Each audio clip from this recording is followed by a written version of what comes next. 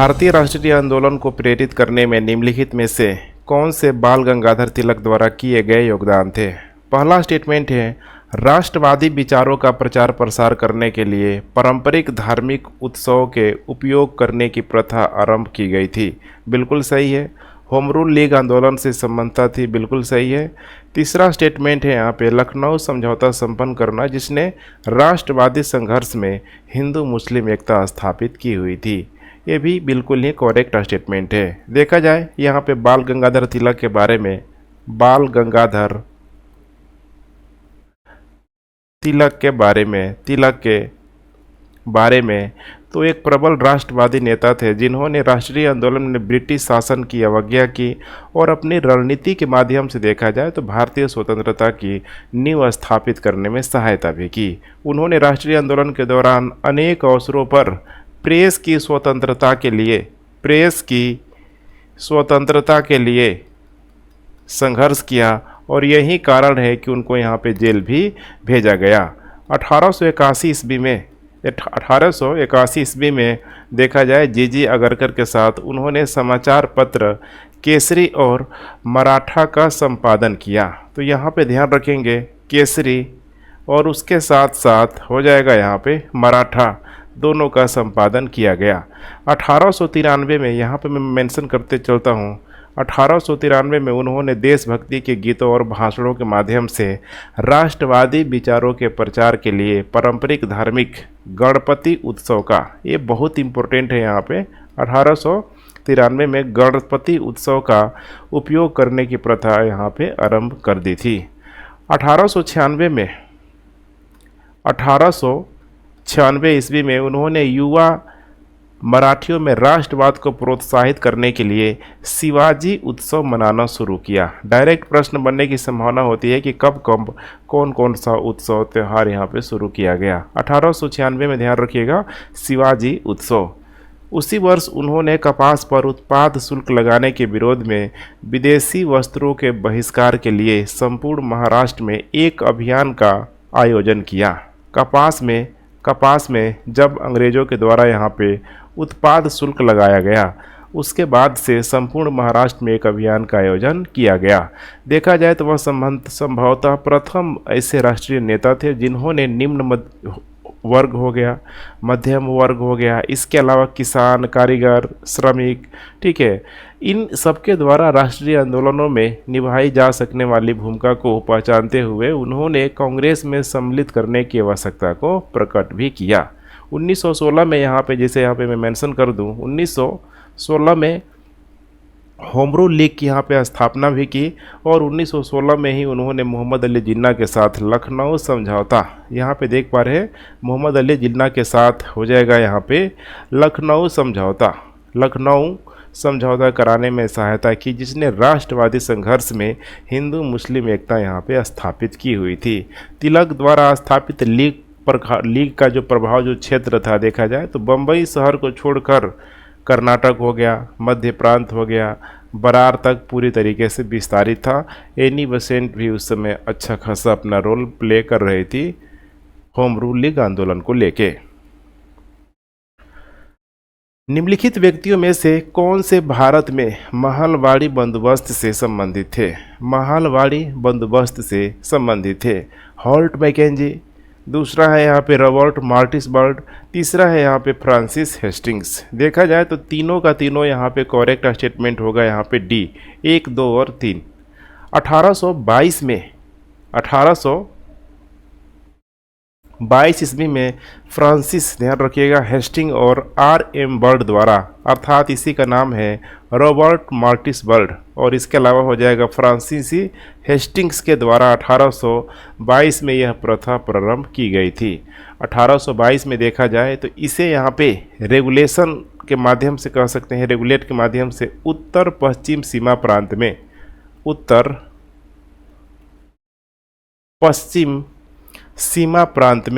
प्रांत में जैसे कि पंजाब का एक बड़ा भाग हुआ करता था, वहाँ पे इसको लगाया गया था। और यह जो रेगुलेशन की हम लोग बात कर रहे हैं, इसको हॉल्ट मैकेंजी के द्वारा प्रस्तुत किया गया था। हॉल्ट मैकेंजे के द्वारा प्रस्तुत किया गया था। इसीलिए पहला भी स्टेटमेंट यहाँ पे करेक्ट होगा, अर्थात करेक्ट उत्तर हो जाएगा यहाँ पे डी। महलबाड़ी व्यवस्था के अंतर्गत बंदोबस्त संबंधित अधिकारियों के आदेश पर यहाँ पे जैसे कि गांव लगान का आकलन हो गया 30 वर्ष या कुछ क्षेत्रों में प्रत्येक 20 वर्ष पर यहाँ पे किया जाता था। इसका पूरा जैसे हम लोग रिव्यू के रूप में आप समझ सकते हैं, कुछ जगहों पे 30 वर्ष और कुछ जगहों पे 20 वर्ष, इसी के अंतराल पे उसका लगान का रिव्यू किया जाता था कि कितना कितना लगान किन किन क्षेत्रों में लगाया जाएगा। 1793 में, ये भी आप लोग जान लीजिए, 1793 में बंगाल का अस्थायी बंदोबस्त और 1792 में रैयतवाड़ी व्यवस्था, इसके अतिरिक्त 2 अन्य प्रचलित व्यवस्था थी। पूरे भारत में देखा जाए अलग अलग प्रेसिडेंसियों में इसको लगाया गया था। महलबाड़ी व्यवस्था के अंतर्गत जैसे कि पंजाब हो गया, अवध हो गया, आगरा प्रांत तथा उड़ीसा और मध्य प्रदेश के कुछ भाग यहाँ पे सम्मिलित थे। इसका सेंट्रल प्रोविंस से ब्रिटिश पंजाब तक पूरा यहाँ पे विस्तार किया गया था। निम्नलिखित में से किसने महमूद गजनबी के हमले के बाद सोमनाथ मंदिर का पुनः निर्माण किया हुआ था? काफ़ी इंपॉर्टेंट प्रश्न है यहाँ पे। भीमराज प्रथम है, भीमदेव प्रथम है, मूलराज, इसके अलावा यहाँ पे है जय सिंह सिद्धिराज। इसका करेक्ट उत्तर हो जाएगा यहाँ पे बी, भीमदेव प्रथम। महमूद गजनबी के समय सोमनाथ पर जो आक्रमण किया गया था 1026 ईस्वी में, और उस समय जो गुजरात का शासक हुआ करता था भीमदेव प्रथम। अगर इसकी टाइम पीरियड की बात कर रहे हैं तो ये हो जाएगा यहाँ पे 1023 ईस्वी से लेके 63 ईस्वी के बीच। महमूद गजनबी देखा जाए तो अतुल संपत्ति लूटकर इन मंदिरों से वो वापस ले गया। महमूद गजनबी के जाने के बाद से भीमदेव प्रथम ने सोमनाथ मंदिर का पुनः निर्माण यहाँ पे कराया हुआ था। करेक्ट उत्तर हो जाएगा यहाँ पे बी। भारत में औपनिवेशिक शासन के दौरान स्थापित सामाजिक, राजनीतिक और शैक्षिक संगठनों के संदर्भ में निम्नलिखित युग्मों पर विचार कीजिए। पहला है यहाँ पे संगठन और दूसरा हो जाएगा यहाँ पे संस्थापक। नंबर 1 है यहाँ पे साइंटिफिक सोसाइटी। तो साइंटिफिक सोसाइटी यहाँ पे दिया हुआ है सैयद अहमद खां, और यहाँ पे देख रहा है कि उपयुक्त में से कौन सा सही सुमेलित है। तो पहला स्टेटमेंट यहाँ पे बिल्कुल करेक्ट है। साइंटिफिक सोसाइटी ऑफ अलीगढ़, या फिर इसी को आप समझ सकते हैं द साइंटिफिक सोसाइटी की स्थापना सर सैयद अहमद खान के द्वारा 1864 ईस्वी में की गई थी। 1862 में सैयद अहमद खान ने एक ट्रांसलेशन सोसाइटी का गठन किया हुआ था, जो अंग्रेजी एवं अन्य यूरोपीय भाषाओं की वैज्ञानिक पुस्तकों का उर्दू एवं हिंदी में, ध्यान रखिएगा, उर्दू एवं हिंदी में अनुवाद करना था। तो यहाँ पे इसे भी आप लोग ध्यान रखेंगे। 1862 ईस्वी में सर सैयद अहमद खान के द्वारा ट्रांसलेशन सोसाइटी का गठन किया गया था। यूरोपीय भाषा और साथ में देखा जाए अंग्रेजी, ठीक है, इन सारी भाषाओं को यहाँ पे हिंदी और उर्दू में अनुवाद करना था। कालांतर में यह society scientific society of Aligarh के रूप में विकसित हुई, अर्थात ट्रांसलेशन सोसाइटी ही यहाँ पे आगे चल के साइंटिफिक सोसाइटी में कन्वर्ट हो गई। इस सोसाइटी का जो उद्देश्य था भारत में मुस्लिम समुदाय में उदार या फिर मॉडर्न एजुकेशन या फिर वेस्टर्न कह सकते हैं कि साइंस जो भी यहाँ पे ज्ञान है उसको पूरी तरीके से बढ़ावा देना था। दूसरा है यहाँ पे ईस्ट इंडिया एसोसिएशन दादा भाई नौरोजी। ईस्ट इंडिया एसोसिएशन दादा भाई नौरोजी, बिल्कुल ही देखा जाए तो यह भी करेक्ट स्टेटमेंट है। यहाँ पे वर्ष 1866 में दादा भाई नौरोजी ने भारतीय विषयों पर चर्चा करने एवं भारतीय जन कल्याण को बढ़ावा देने के लिए तथा ब्रिटिश समुदाय को प्रभावित करने के लिए लंदन में ईस्ट इंडिया एसोसिएशन का गठन किया हुआ था। पूछा जा सकता है कहाँ पे इसका गठन किया गया था। यहाँ पे तो दादा भाई नौरोजी के नेतृत्व में लंदन में किया गया था। बाद में उन्होंने प्रमुख भारतीय शहरों में संगठन की संस्थाओं का पूरी तरीके से विस्तार भी किया। तो पहला और दूसरा यहाँ पे करेक्ट स्टेटमेंट है। तीसरा मद्रास महाजन सभा सुब्रमण्यम शिव, सुब्रमण्यम शिव। तीसरा स्टेटमेंट यहाँ पे गलत होगा। इस प्रकार से देखा जाए करेक्ट यहाँ पे जो उत्तर हो जाएगा बी, 1 और 2 दोनों, 1 और 2 दोनों। यहाँ पे आप लोग जान लीजिए मद्रास महाजन सभा के बारे में, इसे भी पूछा जा सकता है एग्जाम में। मई 1884 में, मई 1884 में, 86 नहीं है, 84 है। यहाँ पे कुछ नाम को आपको ध्यान में रखना होगा, जैसे कि S Ramaswamy, S Ramaswamy, S Ramaswamy, Mudaliar पूरा नाम है इनका, एस रामास्वामी मुदलियार। इसके अलावा दूसरा नाम है यहाँ पे पी रंगैया नायडू, पी रंगैया नायडू। तीसरा नाम यहाँ पे हो जाएगा पी आनंदर चार्लू, पी आनंदर चालू। एवं एक और नाम है यहाँ पे जी सुब्रमण्यम अय्यर, जी सुब्रमण्यम अय्यर। इन लोगों के द्वारा यहाँ पे मद्रास महाजन सभा की स्थापना की गई थी। सभा ने आरंभिक दिनों में एक उदार नीति अपनाई हुई थी, यद्यपि फिर भी इसके लक्ष्य एवं उद्देश्य राजद्रोही माने गए। आगे चल के दिसंबर 1895 में मद्रास की अपनी यात्रा के दौरान भारत का वायसराय, जो कि उस समय लॉर्ड एल्गिन हुआ करता था, मद्रास महाजन सभा से स्वागत संबोधन प्राप्त करने से पूरी तरीके से इनकार कर दिया था। इसीलिए तीसरा यहाँ पे देख पा रहे हैं गलत है। इनके भी बारे में आप लोग जान लीजिए, सुब्रमण्यम शिव एक भारतीय स्वतंत्रता सेनानी कह सकते हैं, लेखक, या फिर विशुद्ध रूप से तमिल आंदोलन के सक्रिय कार्यकर्ता के रूप में इनको जाना जाता है। इनका जन्म ही हुआ था 1884 में ही इनका यहाँ पे जन्म हुआ था। नेक्स्ट, भारत सरकार अधिनियम 1858 के संदर्भ में निम्नलिखित कथनों पर विचार कीजिए। इसे act for the better government of India के रूप में जाना जाता है। इसे act for the better government of India के रूप में जाना जाता है। बिल्कुल ही करेक्ट स्टेटमेंट है यहाँ पे। भारत सरकार अधिनियम 1858 ब्रिटिश संसद द्वारा देखा जाए पारित एक अधिनियम था, जिसे मूल रूप से act for the better government of India के रूप में नामित किया गया था। इस अधिनियम के तहत वायसराय का पद समाप्त कर दिया गया था। अब यहाँ पे आपको ध्यान रखना है कि वायसराय का पद इस अधिनियम के तहत सृजन किया गया था, तो इसीलिए यहाँ पे दूसरा स्टेटमेंट यहाँ पे गलत हो जाएगा। अब यहाँ पे एक चीज़ और आपको ध्यान रखना है कि जब वायसराय का पद सृजन किया जा रहा है, तो पीछे जो भारतीय गवर्नर जनरल जो हुआ करता था, देखा जाए उसके समकालीन देखा जाए तो COD कोर्ट ऑफ डायरेक्टर और BOD board of director. Court of director का जो संबंध था व्यापारिक गतिविधियों से और BOD को था यहाँ पे भारत में राजनीतिक गतिविधियों से। तो इसको भी पूरी तरीके से क्या कर दिया गया, ख़त्म कर दिया गया। बहुत इंपॉर्टेंट है, यहाँ पे ध्यान रखिएगा, ठीक है। COD और BOD को पूरी तरीके से ख़त्म कर दिया गया। इस अधिनियम द्वारा सृजित भारत सचिव सीधे ब्रिटिश संसद के प्रति उत्तरदायी था। बिल्कुल ही करेक्ट स्टेटमेंट है। 1858 में जो अधिनियम बन के आया, ईस्ट इंडिया कंपनी का शासन समाप्त करके शासन को ब्रिटिश राजशाही को यहाँ पे स्थानांतरित कर दिया गया और COD और BOD को ख़त्म करके देखा जाए, COD और BOD को ख़त्म करके यहाँ पे भारत सचिव का पद सृजन किया गया।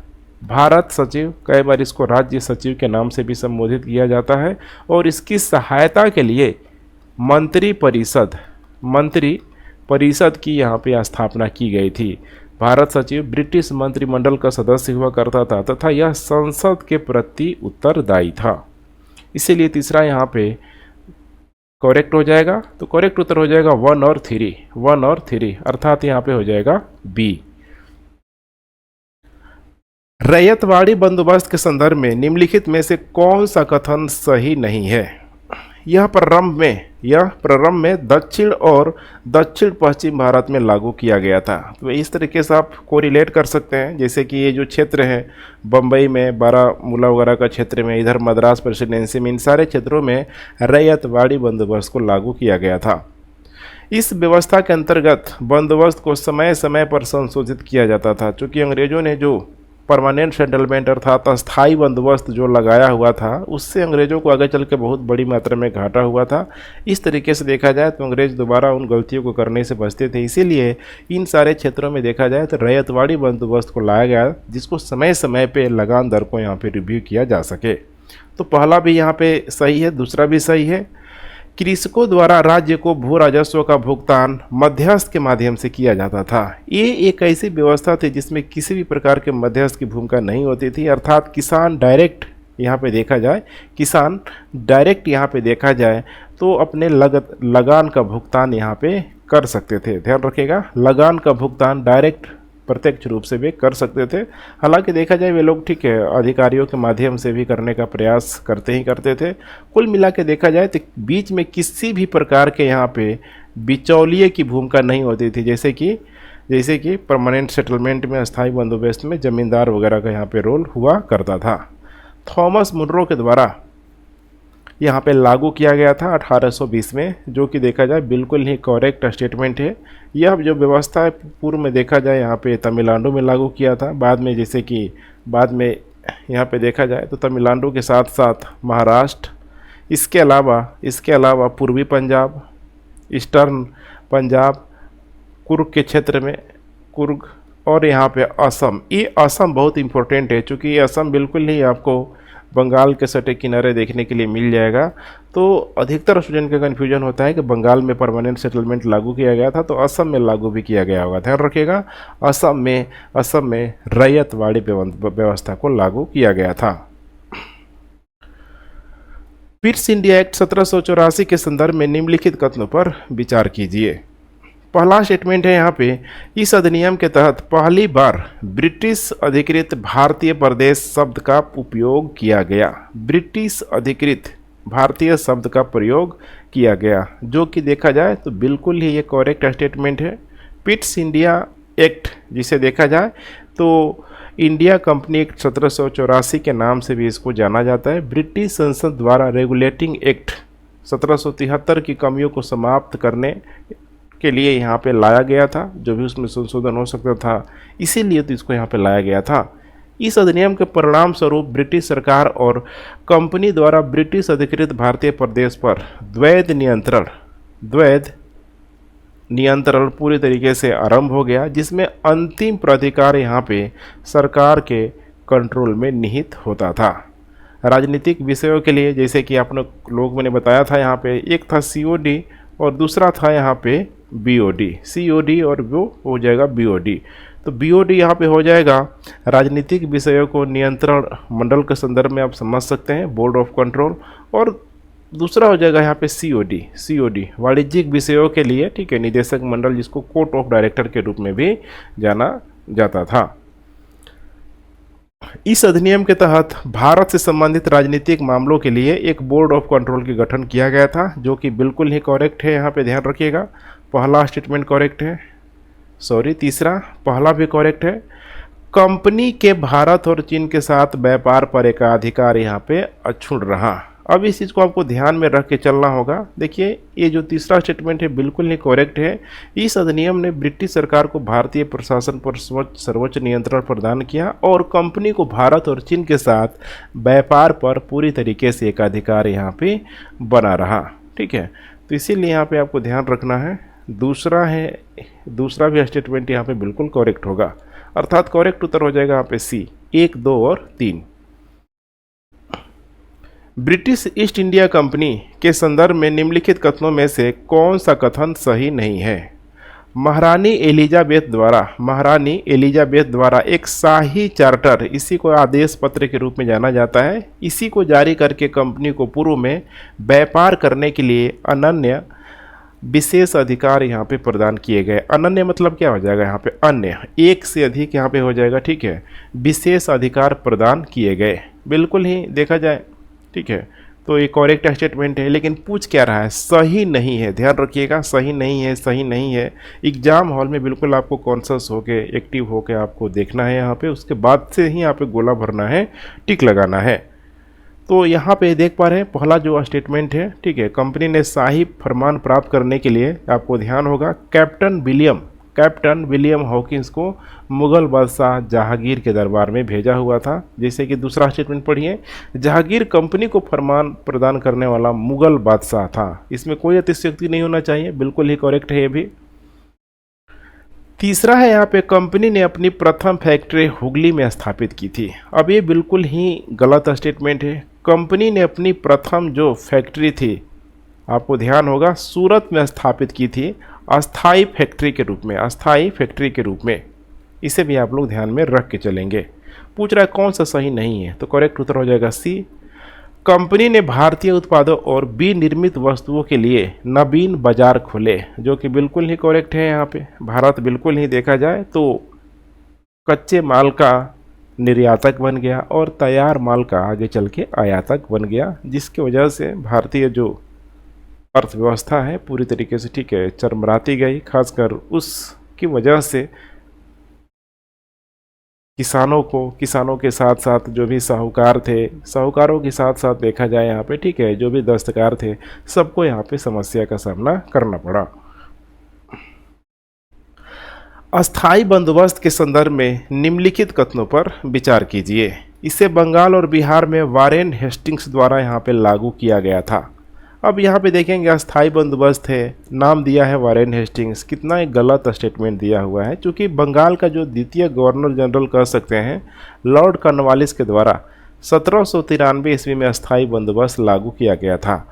ये भी पूरी तरीके से गलत हो जाएगा। अस्थाई बंदोबस्त देखा जाए बंगाल, बिहार, इसके अलावा यहाँ पे हो जाएगा उड़ीसा और वाराणसी के क्षेत्रों में यहाँ पे लागू किया गया था। तो पहला गलत है। इसके तहत जमींदारों को संपूर्ण भूमि का यहाँ पे स्वामी बना दिया गया था। ये भी बिल्कुल करेक्ट स्टेटमेंट है, ध्यान रखिएगा, करेक्ट स्टेटमेंट है। यहाँ पे इस बंदोबस्त के अंतर्गत देखा जाए जमींदारों को न केवल किसानों से भू राजस्व एकत्रित करने में सरकार के एजेंट के रूप में कार्य करना था, बल्कि एक झटके में देखा जाए तो अपनी जमींदारी के अंतर्गत वे संपूर्ण भूमि के स्वामी भी बन चुके थे। कौन? जमींदार बन चुके थे। इसलिए दूसरा बिल्कुल करेक्ट स्टेटमेंट है। इसके तहत जमींदारों के अधिकार वंशानुगत एवं हस्तांतरणीय थे। इसका मतलब क्या है यहाँ पे, अब जमींदार का बेटा जमींदार होगा और जो भी उसकी पुरानी भूमि होगी उसके ठीक है दादा का, परदादा का, उसके पिता का, वो सब क्या हो जाएगा यहाँ पे ट्रांसफ़र हो जाएगा, यहाँ पे हस्तांतरणीय यहाँ पे हो जाएगा। तो तीसरा भी स्टेटमेंट देखा जाए तो बिल्कुल ही यहाँ पे करेक्ट है। ठीक है, तो यहाँ पे पूछ रहा है कौन सा सही है, करेक्ट उत्तर हो जाएगा सी, 2 और 3। ध्यान रखिएगा 2 और 3 यहाँ पे करेक्ट स्टेटमेंट हो जाएगा। जमींदारों को ध्यान रखिएगा स्वामित्व संबंधी अधिकार वंशानुगत और हस्तांतरण यहाँ पे बना दिया गया था। वसूल की गई राशि को 11 भागों में विभाजित किया जाता था, जिसमें देखा जाए अमूमन यहाँ पे 10/11 जो भाग था अंग्रेज़ों को दिया जाता था और 1/11 जो भाग था वो जमींदार अपने पास रखते थे। 19वीं शताब्दी में अंग्रेजों की निम्नलिखित आर्थिक नीतियों में से किनके कारण भारतीय हस्तशिल्प का पतन हुआ? ब्रिटेन में भारतीय वस्तुओं पर उच्च आयात शुल्क बिल्कुल ही करेक्ट स्टेटमेंट है। यहाँ पे इस चीज़ को समझना होगा। देखा जाए यहाँ पे अंग्रेजों ने 1813 के उपरांत भारत पर एक पक्षीय मुक्त व्यापार की नीति यहाँ पे लागू की थी। व्यापारिक गतिविधियों में देखा जाए तो बिल्कुल उस समय तक अंग्रेजों की यहाँ पे मोनोपोली बन चुकी थी। इसके तहत भारत में ब्रिटिश निर्यात पर, अब यही आपको समझना है यहाँ पे, ब्रिटिश निर्यात पर जो भी भारत से ब्रिटिश निर्यात किया जाता था आरोपित शुल्क इतना कम कर दिया गया था कि ब्रिटिश वस्तुएं स्थानीय भारतीय बाजारों में अत्यधिक यहाँ पे क्या हो गई, सस्ती हो गई। प्रतिस्पर्धा यहाँ पे नहीं कर पाएगी। उसके बाद से दूसरा स्टेटमेंट है ब्रिटेन से सस्ते मशीन निर्मित वस्त्रों का आयात। ये भी यहाँ पे बिल्कुल ही करेक्ट है। ब्रिटिश वस्तुओं का देखा जाए जो मैन्युफैक्चरिंग यहाँ पे हो रहा था शक्तिशाली भाप चलित मशीनों के द्वारा यहाँ पे व्यापक स्तर पर उत्पादन किया जाता था। भारतीय वस्तुएं सस्ती और मशीनों द्वारा व्यापक स्तर पर उत्पादित वस्तुओं से आयात से प्रतिस्पर्धा यहाँ पे क्या कर पाएगी, नहीं कर पाएगी। इस प्रकार भारतीय हस्तशिल्प का धीरे धीरे यहाँ पे पतन होने लगा। तीसरा है भारतीय दस्तकारों के लिए संरक्षण का अभाव। ये बहुत इंपॉर्टेंट है। देखिए, संरक्षण जब तक नहीं मिलेगा तो फिर समस्या यहाँ पे आएगी ही आएगी। इसीलिए तीसरा स्टेटमेंट भी यहाँ पे बिल्कुल क्या हो जाएगा, ठीक है, करेक्ट यहाँ पे हो जाएगा। तो इस प्रकार से देखा जाए यहाँ पे करेक्ट उत्तर हो जाएगा डी, 1, 2 और 3, 1, 2 और 3। इसके अलावा देखा जाए, जैसे कि आप लोगों ने रेलवे के बारे में जरूर यहाँ पे सुना होगा कि रेलवे के निर्माण के पश्चात भारतीय उद्योग विशेष रूप से ग्रामीण दस्तकारी उद्यानों के उद्योगों के पतन में अपनी इम्पोर्टेंट रोल प्ले किया। मेंस वगैरह का प्रश्न इस तरीके से बना सकता है कि रेलवे ने पूरी तरीके से भारतीय दस्तकारों को क्या कर दिया गया, ठीक है, मतलब ज़मीन पे ला दिया, उनको पूरी तरीके से बर्बाद कर दिया। रेलवे ने कैसे किया, ये आपको यहाँ पे आइडिया लग जाएगा। क्योंकि रेलवे को जो पूरी तरीके से अंग्रेज़ों ने, ठीक है, भारतीयों के यातायात के साधनों के लिए नहीं बल्कि अपने निजी स्वार्थ के तहत उसको संचालित करने का यहाँ पे प्रयास किया हुआ था। रेलवे ने ब्रिटिश विनिर्माताओं को देश के सुदूरवर्ती ग्रामीण इलाकों में पहुंचने और पारंपरिक उद्योगों को समाप्त करने के लिए क्या किया था, सक्षम बनाया था। इसीलिए देखा जाए तो तत्कालीन सभी ब्रिटिश आर्थिक नीतियों ने ब्रिटिश व्यापारियों का पक्षारोपण किया, पक्षपात किया पूरी तरीके से, ठीक है। और फिर ब्रिटिश सरकार द्वारा अपने औपनिवेशिक लोगों के समर्थन की यहाँ पे स्पष्ट क्या थी, पूरी तरीके से कमी थी। 1857 के विद्रोह के संदर्भ में निम्नलिखित कथनों पर विचार कीजिए। आइए विचार करते हैं। अधिकांश रियासतों के शासकों ने विद्रोह में सक्रिय रूप से यहाँ पे भाग लिया हुआ था। अब यहाँ पे दिया हुआ अधिकांश रियासतों के शासकों ने विद्रोह में सक्रिय रूप से भाग लिया हुआ था। 1857 के विद्रोह के बारे में पूछा जा रहा है। देखा जाए अधिकांश रियासतों के शासकों ने 1857 के विद्रोह में पार्टिसिपेट यहाँ पे नहीं किया हुआ था। ध्यान रखिएगा, मैं बात कर रहा हूँ नहीं किया हुआ था। इसमें इन्हें गिने जो यहाँ पे शासक थे उन्हीं लोगों ने यहाँ पे पार्टिसिपेट किया हुआ था। जैसे देखा जाए यहाँ पे तो ग्वालियर के सिंधिया हो गया, ग्वालियर के सिंधिया, इंदौर का यहाँ पे होलकर, पटियाला, सिंध के शासक तथा अन्य जो यहाँ पे ध्यान रखिएगा जो कह सकते हैं कि जो नेता थे उस समय, छोटे बड़े जो भी नेता थे। इसके अलावा समंत, इसके अलावा कश्मीर के महाराज सब यहाँ पे पार्टिसिपेट कर रहे थे। इसीलिए बोल रहा है कि सक्रिय रूप से यहाँ पे भाग लिया हुआ था, ठीक है, अधिकांश रियासतों के शासकों ने, ठीक है। तो ये कहना बिल्कुल यहाँ पे गलत होगा। गिने चुने रियासतों के शासकों ने भाग लिया हुआ था। लेकिन ये सब किसका फेवर कर रहे थे, अंग्रेज़ों का फेवर कर रहे थे। अंग्रेज़ों ने खुद यहाँ पे बोला हुआ था कि इस समय अगर सिंधिया ने या फिर बाकी रियासतों के शासकों ने अगर बिल्कुल ही, ठीक है, मतलब एक होता है ना कि एक तेज़ी से आंधी आ रही है, उस आंधी में हम लोग उड़ जाते हैं। अगर ये लोग बिल्कुल ही, ठीक है, क्या किया, डैम की तरह काम किया, तो इनका कंपेरिजन बोला जाता है कि डैम की तरह इन लोगों ने काम किया। अदरवाइज 1857 की क्रांति में क्या पता अंग्रेज, ठीक है, भारत छोड़ के जाने में विवश भी हो जाते। यह विद्रोह मेरठ में सैन्य विद्रोह के रूप में आरंभ हुआ था। यह विद्रोह देखा जाए, ठीक है, 10 मई 1857 को दिल्ली से महज देखा जाए लगभग 36-37 मील की दूरी में, ठीक है, मेरठ में ही आरंभ हुआ था और शीघ्र ही संपूर्ण उत्तर भारत में ये फैल गया था। बिल्कुल ही करेक्ट स्टेटमेंट है। दूसरा, बहादुर शाह जफर को इस विद्रोह के दौरान हिंदुस्तान का सम्राट घोषित किया गया था। ये भी बिल्कुल ही करेक्ट स्टेटमेंट है, ध्यान रखिएगा, ठीक है। बहादुर शाह जफर को भारत के अंतिम मुगल बादशाह और 1857 के भारतीय विद्रोह में उनकी भूमिका के लिए जाना जाता है। हालांकि देखा जाए इस सक्रिय विद्रोह में बहादुर शाह जफर का कोई खास रोल यहाँ पे नहीं था, और कोई देखा जाए इम्पोर्टेंट प्रत्यक्ष रूप से यहाँ पे रोल नहीं था। वे उन विद्रोही सैनिकों को केवल प्रतीकात्मक नेता के रूप में मौजूद थे जिन्होंने बहादुर शाह को हिंदुस्तान का सम्राट घोषित किया हुआ था। उन शक्तियों को संगठित करने के लिए एक नाम मात्र का शासक चाहिए था और बहादुर शाह जफर को इसके लिए यहाँ पे चुना गया था।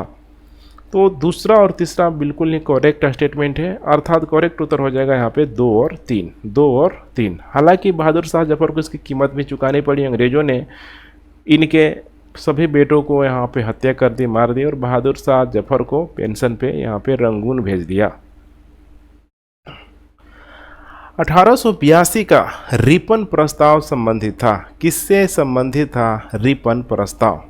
स्थानीय निकायों को वित्तीय हस्तांतरण से। संयोगवश देखा जाए तो पहला ही स्टेटमेंट क्या हो जाएगा, करेक्ट हो जाएगा।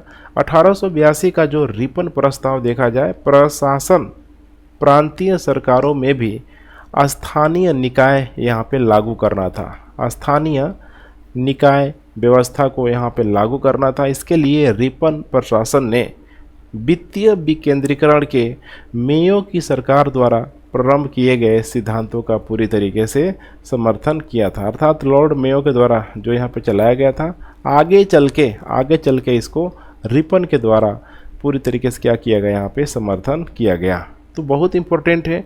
एक होता है यहाँ पे लिटन सब बिगाड़ के जाएगा, ध्यान रखेगा, और रिपन उसे सब ठीक करने का प्रयास करेगा। सिंपल लॉजिक है, ठीक है, ऐसा कोई कॉन्सेप्ट नहीं है, लेकिन आप जब इनकी नीतियों को पढ़ेंगे, दोनों की नीतियों को, तो आपको समझ में आ जाएगा। नेक्स्ट है यहाँ पे बक्सर का युद्ध भारतीय इतिहास के सर्वाधिक निर्णायक युद्धों में से एक था। बक्सर के युद्ध के परिणामों के संदर्भ में निम्नलिखित कथनों में से कौन सा कथन सही है? कंपनी को संपूर्ण मुगल भारत का दीवानी अधिकार यहाँ पे मिल गया था। बक्सर के युद्ध के बारे में यहाँ पे आपको बताना है, ठीक है। कह रहा है कि कंपनी को संपूर्ण मुगल भारत का दीवानी अधिकार यहाँ पे मिल गया था। थोड़ा हम लोग जान लेते हैं बक्सर के युद्ध को लेके, उसके बाद हम लोग स्टेटमेंट देखते हैं। यहाँ पे बक्सर के युद्ध देखा जाए 1764 में ब्रिटिश ईस्ट इंडिया कंपनी और बंगाल के नवाब हो गया, जैसे कि मीर कासिम भागा हुआ नवाब था। इसके अलावा देखा जाए अवध का नवाब, ठीक है, सुजाउद्दौला, और मुगल बादशाह शाह आलम यहाँ पे सेकेंड हुआ करता था। तो यहाँ पे ध्यान रखेंगे, ठीक है, ब्रिटिश। इसके अलावा इधर तीन यहाँ पे क्षेत्रों के शासक मौजूद थे। मुगल सेनाओं को पराजित करके ईस्ट इंडिया कंपनी विजेता बनकर उभरी हुई थी और 1765 में एक बहुत बड़ी जो संधि देखा जाए, इलाहाबाद की संधि पर हस्ताक्षर के साथ युद्ध पूरी तरीके से समाप्त हुआ था। भारत में ब्रिटिश साम्राज्य की स्थापना में बक्सर के युद्ध का दूरगामी प्रभाव हमें देखने के लिए मिलता है, क्योंकि इसने दृढ़ता के साथ अंग्रेजों को बंगाल हो गया, बिहार और उड़ीसा के शासक के रूप में स्थापित कर दिया और अवध को उनकी दया पर पूरी तरीके से यहाँ पे छोड़ दिया। इसने विशेष रूप से देखा जाए बंगाल और सामान्य रूप से संपूर्ण भारत को राजनीतिक आर्थिक परिस्थितियों को यहाँ पे प्रभावित करने की भी यहाँ पे कोशिश की। अब यही जो पहला स्टेटमेंट अब पूछ रहा है कि कंपनी को संपूर्ण मुगल भारत का दीवानी अधिकार यहाँ पे मिल गया। संपूर्ण यहाँ पे कह रहा है किसका, मुगल भारत का दीवानी अधिकार यहाँ पे मिल गया। तो ये कहना बिल्कुल ही सही नहीं होगा यहाँ पे, अर्थात पहला स्टेटमेंट यहाँ पे क्या हो जाएगा, गलत हो जाएगा। दूसरा है यहाँ पे बंगाल प्रशासन की द्वैध प्रणाली के अंतर्गत आ गया। अभी मैंने मेंशन किया आपको, ठीक है, सब बताया यहाँ पे, द्वैध प्रणाली के अंतर्गत आ गया, बिल्कुल सही है। यह युद्ध इलाहाबाद की संधि पर हस्ताक्षर के साथ समाप्त हुआ, जो कि 1765 से यहाँ पे शुरू हुआ था, ठीक है। 2 बार हुआ था, एक तो 12 अगस्त और एक अप्रोक्स, ठीक है, 16 या 17 अगस्त, ठीक है। एक था 12 अगस्त और एक हो जाएगा यहाँ पे 16 या 17 अगस्त। 12 अगस्त को जो हुआ था यहाँ पे देखा जाए तो ये हो जाएगा बंगाल के नवाब, और एक और था यहाँ पे ध्यान रखिएगा, बंगाल के नवाब के साथ साथ मुगल बादशाह शाह आलम सेकेंड था यहाँ पे। लेकिन उस समय बंगाल का जो नवाब था, ये बहुत इम्पोर्टेंट, मैं आपको बात बताने जा रहा हूँ। देखिए यहाँ पे एक कॉन्सेप्ट है, समझने का प्रयास कीजिए। देखिए जब बक्सर का युद्ध होगा तो जो यहाँ पे भागा हुआ जो नवाब होगा मीर कासिम, ठीक है, मीर कासिम, तो ये तो भाग गया है यहाँ पे। तो अंग्रेज लोग अब इसको बंगाल का नवाब नहीं मानेंगे। तो उस समय देखेंगे बंगाल का नवाब बक्सर के युद्ध के समय पुनः यहाँ पे मीर जाफर को बनाया जाएगा। मीर जाफर उसमें बूढ़ा हो चुका था और 1765 में जब क्लाइव आएगा इलाहाबाद की संधि करने के लिए, तो उस समय देखेंगे मीर जाफर की मृत्यु हो जाएगी और उसका जो, ठीक है, पुत्र होता था नज्म दौला को यहाँ पे इलाहाबाद की संधि के लिए, ठीक है, कह सकते हैं कि ठीक है, लाया जाएगा। तो ये भी प्रश्न पूछता है कि इलाहाबाद की संधि के समय बंगाल का नवाब कौन था, तो करेक्ट उत्तर हो जाएगा नज्म दौला। और बक्सर के युद्ध के समय बंगाल का नवाब कौन था, तो हो जाएगा यहाँ पे मिर्जाफर। दोनों में कन्फ्यूजन बना रहता है मीर कासिम को लेके। आई होप सारी चीज़ें आपको क्रिस्टल क्लियर यहाँ पे हो गई होगी। तो इसका करेक्ट उत्तर यहाँ पे हो जाएगा, आप लोग देख पा रहे हैं। नीचे दिए गए कूट का प्रयोग करके सही उत्तर चुनिए। पहला गलत था, दूसरा सही था, तीसरा भी यहाँ पे सही था। तो करेक्ट उत्तर यहाँ पे देखा जाए हो जाएगा केवल और केवल 2 और 3। वर्ष 1905 के कांग्रेस के बनारस अधिवेशन के संबंध में निम्नलिखित में से कौन सा कथन सही है। अब देखिए वर्ष 1905 के कांग्रेस के बनारस अधिवेशन के संबंध में कौन सा कथन सही है, देखते चलिए आप लोग। जैसे कि इसकी अध्यक्षता यहाँ पे दादा भाई नौरोजी के द्वारा की गई थी। इसकी अध्यक्षता दादा भाई नौरोजी के द्वारा यहाँ पे की गई थी, बिल्कुल गलत है। इस अधिवेशन में स्वशासन या स्वराज को कांग्रेस का लक्ष्य घोषित किया गया था, ये भी बिल्कुल गलत है। जो दादा भाई नौरोजी के द्वारा जो अध्यक्षता जो की गई थी, मैं आपको बता दूं, इसको मैं बता दूं, ठीक है। जैसे कि आपको ध्यान होगा भारतीय राष्ट्रीय कांग्रेस या यूनाइटेड किंगडम या उपनिवेशियों की भारतीय स्वशासन या स्वराज का लक्ष्य दादा भाई नौरोजी की अध्यक्षता में यहाँ पे किया गया था। लेकिन कब किया गया था, कलकत्ता अधिवेशन में। बहुत इंपॉर्टेंट है यहाँ पे, कलकत्ता अधिवेशन में, ना कि बनारस अधिवेशन था। और कलकत्ता अधिवेशन जैसे आपको ध्यान होना चाहिए 1906 में किया गया था, ठीक है। तो इसे भी आप लोग ध्यान रखेंगे। इसीलिए पहला स्टेटमेंट यहाँ पे क्या हो जाएगा, गलत हो जाएगा। इस अधिवेशन में स्वशासन या स्वराज को कांग्रेस का लक्ष्य यहाँ पे घोषित किया गया था, ये बिल्कुल ही यहाँ पे ठीक है और गलत है। देखा जाए भारतीय राष्ट्रीय कांग्रेस ने स्वदेशी का आह्वान किया हुआ था और गोपाल कृष्ण गोखले की अध्यक्षता में बनारस अधिवेशन 1905 में बंगाल के लिए स्वदेशी और बहिष्कार आंदोलन का यहाँ पे समर्थन किया हुआ था, ठीक है। तो इस अधिवेशन में देखा जाए स्वशासन और दूसरा क्या है यहाँ पे स्वराज, ध्यान रखिएगा स्वराज। 1905 के कांग्रेस के बनारस अधिवेशन की यहाँ पे बात की जा रही है। तो इस प्रकार देखा जाए तो दूसरा स्टेटमेंट यहाँ पे बिल्कुल करेक्ट होगा यहाँ पे, चूँकि 1905 का ठीक है, जो कह सकते हैं कि बनारस अधिवेशन हुआ था उसकी अध्यक्षता यहाँ पे गोपाल कृष्ण गोखले के द्वारा की गई थी, जो देखा जाए तो बिल्कुल ही गर्मपंथी दल के लोग इम्पोर्टेंट नेता हुआ करते थे। और इनके द्वारा यहाँ पे स्वशासन या स्वराज को कांग्रेस का लक्ष्य घोषित किया गया था, बिल्कुल करेक्ट स्टेटमेंट है। इस अधिवेशन में स्वदेशी आंदोलन को बंगाल के बाहर विस्तार करने का निर्णय भी लिया गया था, ये भी बिल्कुल करेक्ट स्टेटमेंट है। देखा जाए तो इसी अधिवेशन के दौरान तिलक हो गया, ठीक है, बिपिन चंद्र पाल हो गया, लाला लाजपत राय जिनको लाल बाल पाल बोला जाता था, अरविंदो घोष के नेतृत्व में उग्र जो पंथी थे, गरम जो पंथी थे राष्ट्रवादी, इस आंदोलन को शेष भारत तक विस्तार करने में और इसे मात्र स्वदेशी और बहिष्कार के कार्यक्रम से आगे पूर्ण राजनीतिक जन संघर्ष तक ले जाने के पक्ष में थे, इसीलिए यहाँ पे बिल्कुल करेक्ट होगा। हालांकि ये भी आपको ध्यान रखना है कि क्या नरमपंथी जो भी यहाँ पे नेता हुआ करते थे, जैसे कि बड़ा फेमस नाम है दादा भाई नौरोजी का, क्या वैसे लोगों ने इस चीज़ को माना, ध्यान रखिएगा, इस चीज़ को बिल्कुल नरमपंथियों ने नहीं माना। तो यहाँ पे सीधे दिया हुआ है कांग्रेस के बनारस अधिवेशन में 2 और 3 करेक्ट उत्तर है। यहाँ पे करेक्ट उत्तर हो जाएगा यहाँ पे सी। यह आंदोलन पूर्वी बंगाल में हुआ था। किसानों ने जमींदारों द्वारा लगान का विरोध करने के लिए कृषक संघों का गठन किया। संघर्ष का मुख्य रूप कानून प्रतिरोध था। इस विद्रोह के बाद काश्तकारों के अधिकारों की रक्षा करने के लिए बंगाल काश्तकार अधिनियम 1885 पारित किया गया था। उपयुक्त परिच्छेद में निम्नलिखित में से कौन से आंदोलन का वर्णन किया जा रहा है। तेभागा आंदोलन, तेभागा आंदोलन, पाबना विद्रोह, नील विद्रोह, उसके बाद है यहाँ पे एका आंदोलन। अगर आप लोग ध्यान से देखेंगे, देखिए पूर्वी बंगाल में हुआ था। किसानों ने जमींदारों द्वारा लगान वृद्धि का विरोध करने के लिए कृषक संगठनों का गठन किया।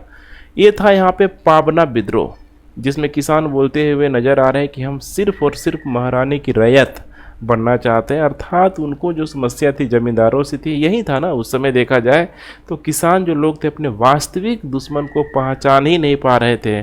और यही चीज़ आपको दिखाई देगा लगभग पाबना विद्रोह में 1870 और 80 के दशक के बीच यहाँ पे देखा जाए पूर्वी बंगाल के बृहद भाग में जमींदारों की दमनकारी प्रथाओं के कारण कृषक अशांति देखी गई, जो कि आगे चल के पावना विद्रोह में कन्वर्ट हो गया। जमींदारों ने विधिक सीमा से परे लगान में वृद्धि की हुई थी और काश्तकारों को 1869 के अधिनियम के अंतर्गत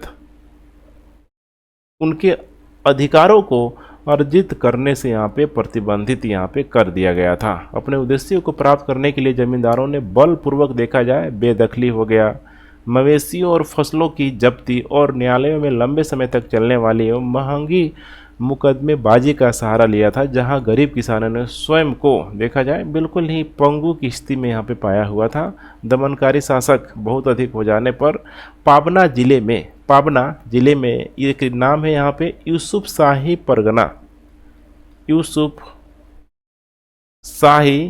परगना, अब बांग्लादेश में है।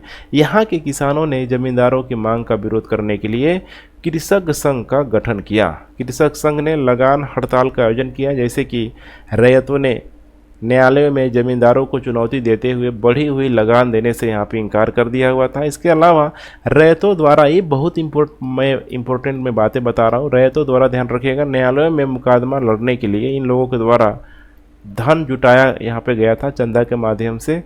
यह संघर्ष पूरे पाबना और पूर्वी बंगाल के अन्य जिलों में प्रसारित हो गया था, जहाँ देखा जाए तो संघर्ष का मुख्य रूप कानूनी प्रतिरोध का था, जो अब बहुत देखा जाए ठीक है कम हिंसा हुई थी। तो ध्यान रखेंगे पाबना विद्रोह। निम्नलिखित में से कौन से संगठन आंदोलन प्रकृति में देखा जाए तो सुधारवादी था? तत्वबोधिनी सभा, रहनुमाई मज दयासन सभा, देवबंद आंदोलन। तो देखा जाए, देख लेते हैं हम लोग। तत्वबोधिनी सभा 19वीं शताब्दी में इस प्रकार के समाज सुधार आंदोलनों को जो आरंभ देखा जाए तो राजा राम मोहन राय के नेतृत्व में जिनके द्वारा ब्रह्म समाज की स्थापना की गई थी, उसी समय यहाँ पे किया गया था। आगे चल के देखा जाए तो ईश्वर चंद्र विद्यासागर, इसके अलावा देखा जाए देवेंद्र नाथ टैगोर ने तत्वरंजनी सभा, यहीं से ये निकल के आता है, तत्वरंजनी सभा की स्थापना की गई थी, जिसका कुछ समय बाद नाम बदलकर ब्रह्म समाज के एक पृथक समूह के रूप में कर दिया गया था यहाँ पे तत्वबोधिनी सभा। तो ये भी है यहाँ पे अपनी प्रकृति में क्या था, सुधारवादी था। उसके बाद दूसरा है यहाँ पे रहनुमाई मज दयासन सभा 1851 ईस्वी के आसपास यहाँ पे नौरोजी फरदोंजी,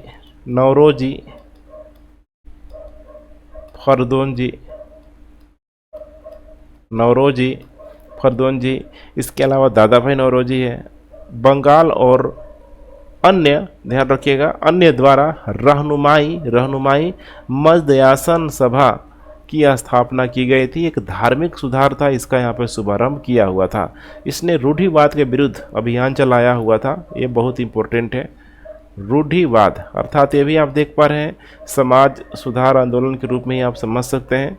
रूढ़िवाद के विरुद्ध आंदोलन चलाया। सामान्यतः महिलाओं की शिक्षा, विवाह और महिलाओं की सामाजिक स्थिति के संबंध में पारसी सामाजिक रीति रिवाज का आधुनिकीकरण का यहाँ पे आरंभ किया हुआ था। तो यहाँ पे हो जाएगा इसका संबंध पारसी से।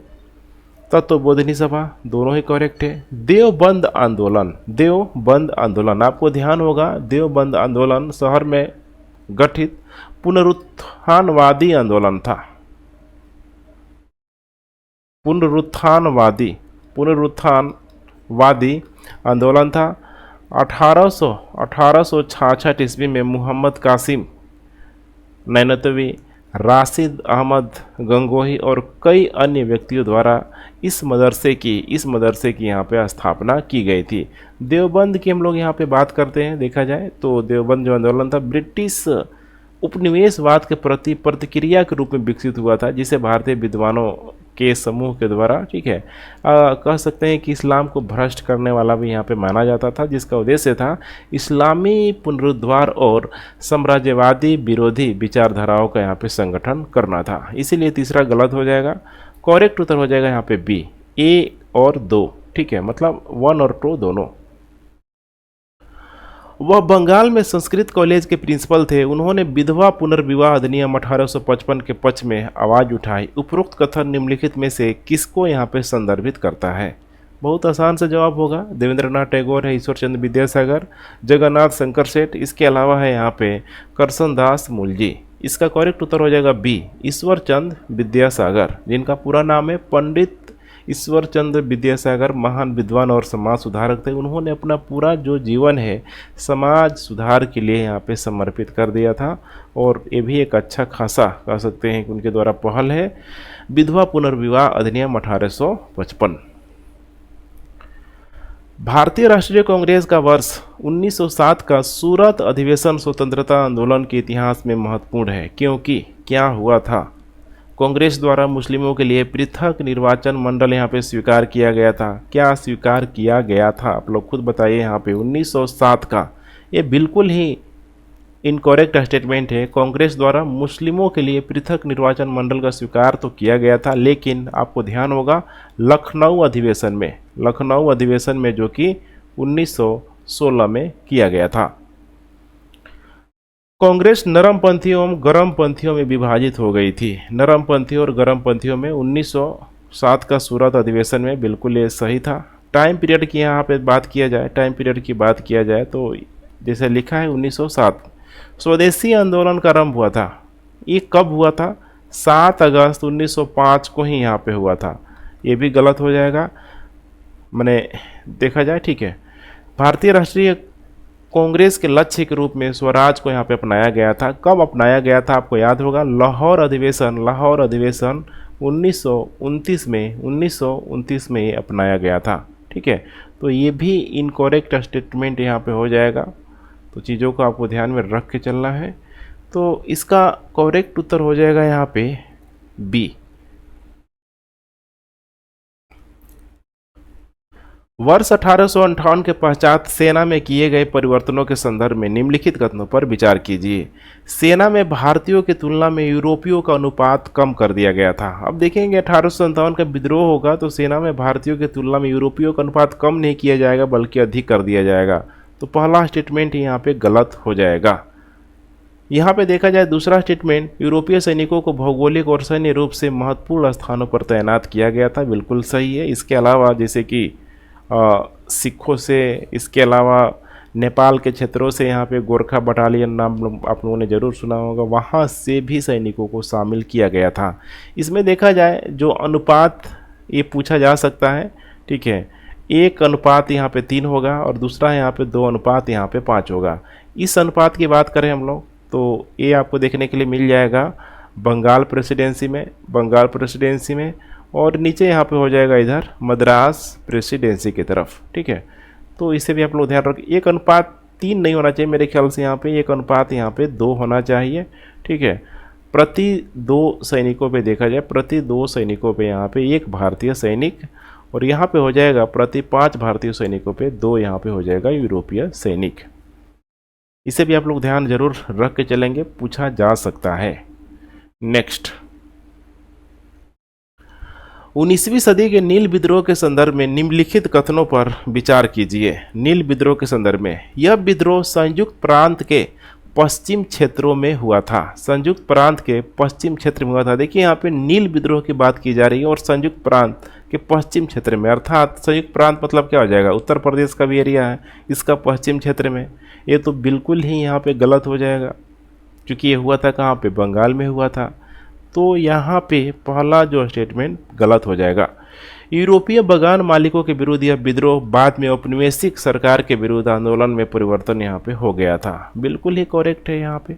चूँकि यहाँ पे देखा जाए बलपूर्वक स्थानीय किसानों को चावल जैसे अच्छा उत्पाद देने वाले फसल के बजाय नील की खेती करने के लिए विवश करके यहाँ पे उनको यहाँ पे उत्पादन भी किया गया था। नील की खेती के लिए 2 पद्धतियाँ थी, निजी और यहाँ पे रैयती। समस्या की जांच करने के लिए नियुक्त किए गए नील आयोग ने पाया कि नील की खेती की प्रणाली दमनात्मक थी, बिल्कुल एक करेक्ट स्टेटमेंट है। 2 और 3 ध्यान रखिएगा, 2 और 3।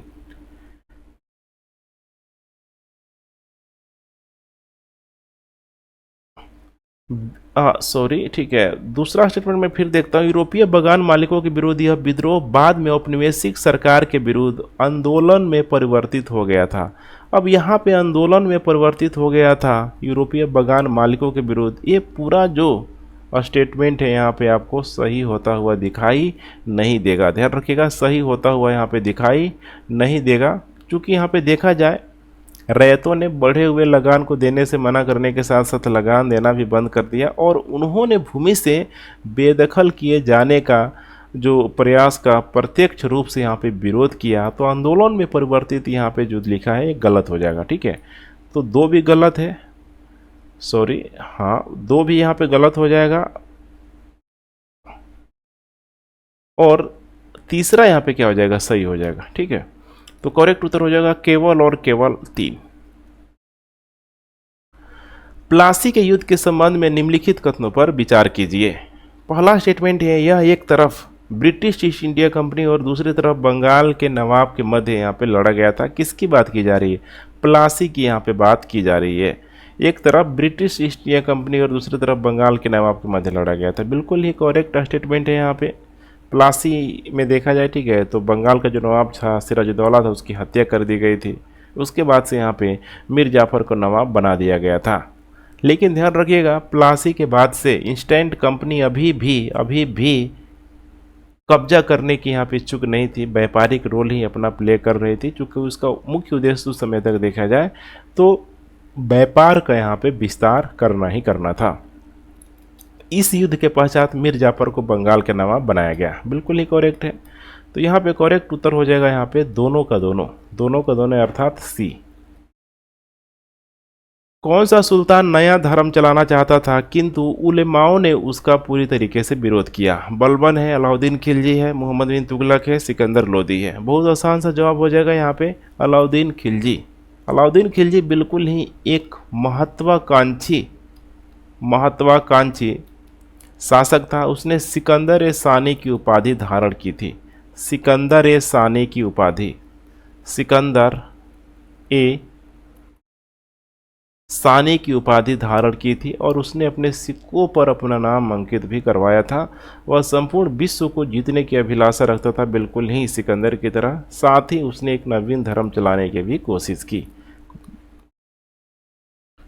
स्वदेशी आंदोलन के संदर्भ में निम्नलिखित कथनों पर विचार कीजिए। स्वदेशी आंदोलन ने सामाजिक आधार का विस्तार किया। बिल्कुल ही करेक्ट स्टेटमेंट है यहाँ पे। स्वदेशी आंदोलन का प्रारंभ देखा जाए बंगाल विभाजन को लेके 1905 में प्रतिक्रिया स्वरूप यहाँ पे शुरू हो गया। ठीक है, स्वदेशी आंदोलन ने आंदोलन के जनाधार को यहाँ पे विस्तारित किया। जैसे कि जनाधार के रूप में आप समझ सकते हैं, जनाधार अर्थात यहाँ पे भीड़ हो जाएगा।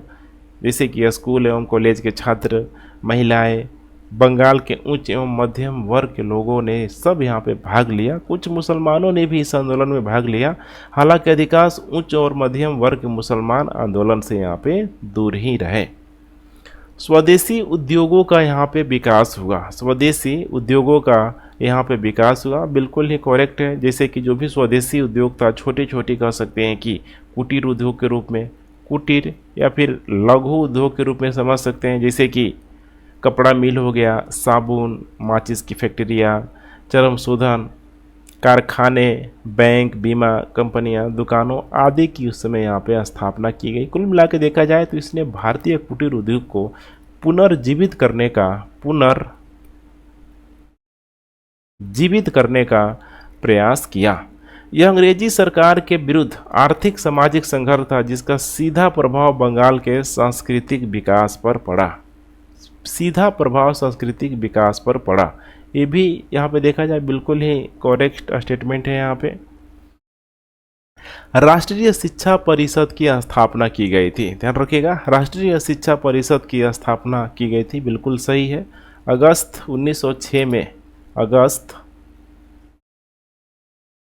1906 में राष्ट्रीय शिक्षा प्रणाली को व्यवस्थित करने के लिए राष्ट्रीय शिक्षा परिषद, नेशनल काउंसिल ऑफ एजुकेशन की स्थापना की गई थी, और तकनीकी शिक्षा को बढ़ावा देने के लिए Bengal institute of technology BIT, ठीक है, बंगाल इंस्टीट्यूट ऑफ टेक्नोलॉजी की स्थापना की गई थी। तो कुल मिला के देखा जाए यहाँ पे तो करेक्ट उत्तर यहाँ पे हो जाएगा डी। सारे के सारे स्टेटमेंट यहाँ पे क्या है, करेक्ट है। 1306 ईस्वी के बाद अलाउद्दीन खिलजी के समय में दिल्ली के सुल्तान तथा मंगोलों के बीच सीमा नदी यहाँ पे क्या थी? अच्छा प्रश्न है, बहुत आसान सा जवाब होगा। देख पा रहे ब्यासी नदी है, रावी नदी, सिंधु नदी, इसके अलावा यहाँ पे ब्यासी नहीं ब्यास नदी, ठीक है। इसका करेक्ट उत्तर हो जाएगा बी, रावी नदी, रावी नदी, ठीक है। 1306 ईस्वी के बाद अलाउद्दीन खिलजी के समय में दिल्ली सल्तनत एवं मंगोलों के बीच की जो सीमा हुआ करती थी रावी नदी होती थी। 1306 ईस्वी के आसपास देखा जाए तो मंगोल आक्रमण पुनः हुआ था, जिससे रावी नदी के तट पर मलिक कफूर, ये बहुत इंपॉर्टेंट है यहाँ पे, मलिक कफूर और गाजी मलिक के द्वारा यहाँ पे रोका गया था और रावी नदी मंगोलों और खिलजी साम्राज्य की सीमा बन गई थी। सर्व कर लगाया जाता था, इसको मैंने बताया था पिछले क्लास में भी कि सर्व कर यहाँ पे कब लगाया जाता था, ठीक है। ये आप लोग बताइए कि एक सर्व कर किसके द्वारा लगाया गया था, सर्व कर को किस शासक के द्वारा लगाया गया था, मैं यहाँ पे नहीं बताऊंगा, ठीक है। सर्व कर यहाँ पे लगाया गया था यहाँ पे सिंचाई पर, ध्यान रखिएगा, सिंचाई पर यहाँ पे इस कर को यहाँ पे लगाया गया था, जिसका नाम था यहाँ पे सर्व कर। इसको मैं आप लोगों के लिए यहाँ पे हिंट कर देता हूँ। इसके द्वारा 24 प्रकार के करों को यहाँ पे खत्म कर दिया गया था, लेकिन कुरान में मौजूद 4 करों को इसने लगाने की अनुमति दी थी, जिसका नाम मैंने बताया था आपको, खराज, इसके अलावा खम्स, इसके अलावा था जजिया और यहाँ पे हो जाएगा ज़कात। अगर आप लोग कमेंट करना चाहें तो और मुझे खुशी होगी। इन चारों का मतलब बताइए, खराज क्या है, खम्स, जजिया, ज़कात, सब करों के बारे में बताइए। करेक्ट उत्तर हो जाएगा यहाँ पे बी।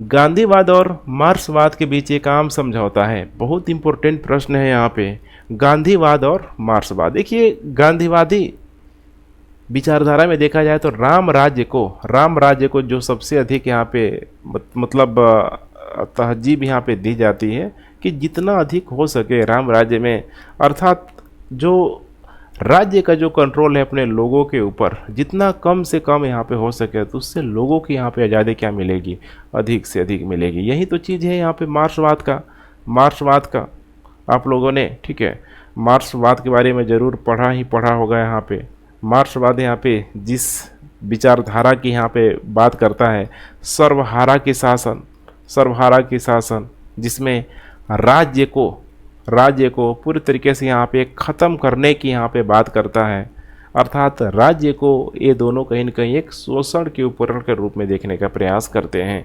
इसलिए पहला स्टेटमेंट बिल्कुल सही हो जाएगा, राज्य विहीन समाज का अंतिम लक्ष्य होगा। गांधी इरविन समझौते में निम्नलिखित में से कौन शामिल था? गोलमेज सम्मेलन में भाग लेने के लिए कांग्रेस को निमंत्रण, गोलमेज सम्मेलन में भाग लेने के लिए कांग्रेस को यहाँ पे निमंत्रण, बिल्कुल सही है। देखा जाए प्रस्तावित शर्त है भारतीय राष्ट्रीय कांग्रेस द्वारा नमक मार्च को यहाँ पे बंद करना था। द्वितीय गोलमेज सम्मेलन में भारतीय राष्ट्रीय कांग्रेस द्वारा भागीदारी की गई थी, जिसमें गांधी ने पार्टिसिपेट किया हुआ था। द्वितीय गोलमेज सम्मेलन में जहाज का नाम पूछ दीजिएगा यहाँ पे, तलवार नामक जहाज से गांधी गए हुए थे, ठीक है, इंग्लैंड गए हुए थे। सविनय अवज्ञा आंदोलन के संबंध में प्रख्यापित अध्यादेशों को यहाँ पे वापस लेना था। भारतीय राष्ट्रीय कांग्रेस की गतिविधियों पर अंकुश लगाने वाले भारत सरकार द्वारा सभी अध्यादेशों को क्या करना था, वापस लेना था। ये भी बिल्कुल सही है, पहला भी बिल्कुल सही है। पुलिस की जातियों की जांच के लिए गांधी के सुझाव को स्वीकार करना, ध्यान रखिएगा, ये जो जातियों के लिए, पुलिस की जातियों के लिए, अर्थात वो लोग क्या कभी भी इस चीज़ को एक्सेप्ट करेगा कि हमने कितना अधिक जाति किया हुआ था? ये तो बिल्कुल ही गलत है। गांधी के सुझाव को ये लोग स्वीकार नहीं किया था, बल्कि वे लोग यहाँ पे अस्वीकार कर दिया था, अस्वीकार, तीसरा गलत हो जाएगा।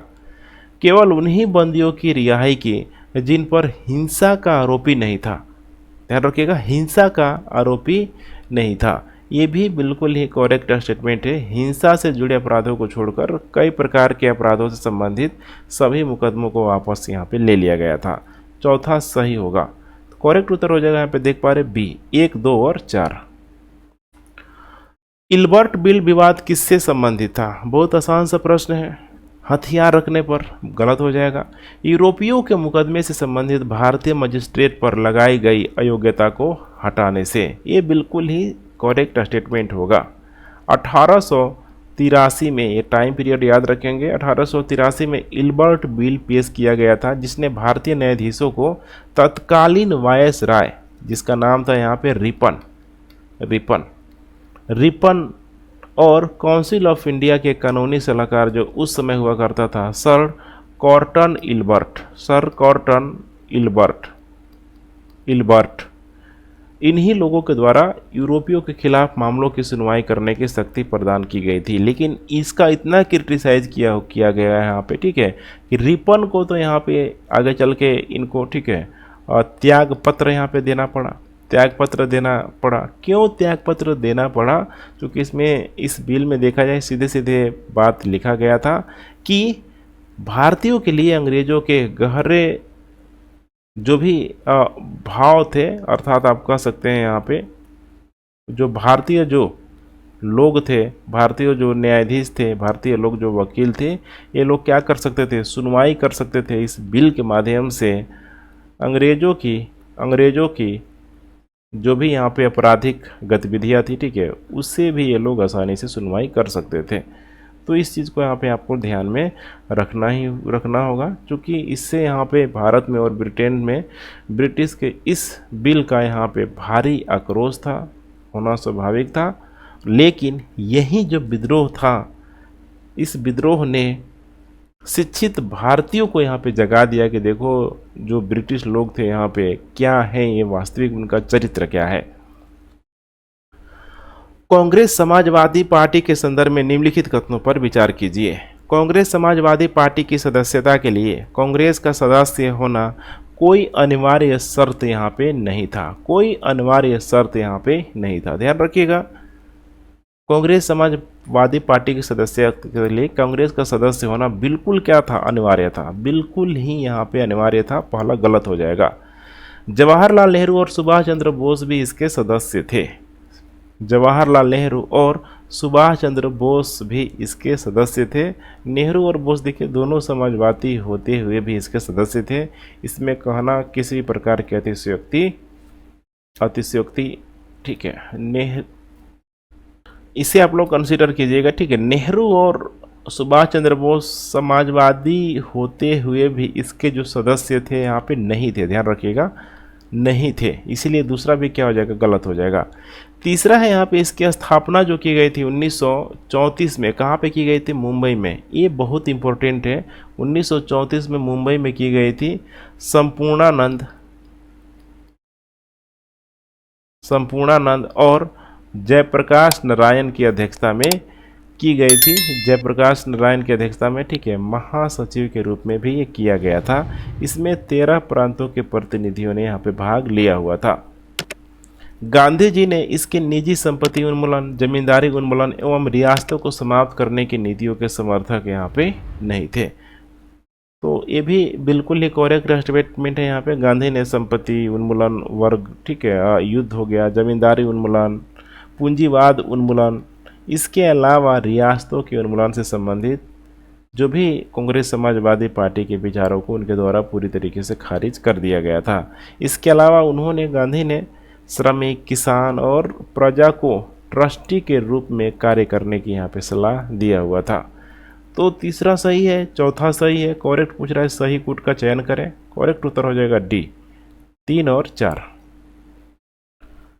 आर्यों ने भारत में किस दर्रे से प्रवेश किया? बहुत आसान सा जवाब होगा। आर्यों ने भारत में खैबर दर्रा से प्रवेश किया हुआ था। भारत में आर्य हिंदुकुश पर्वत को पार करके सप्त सिंधु प्रदेश में आ गए थे।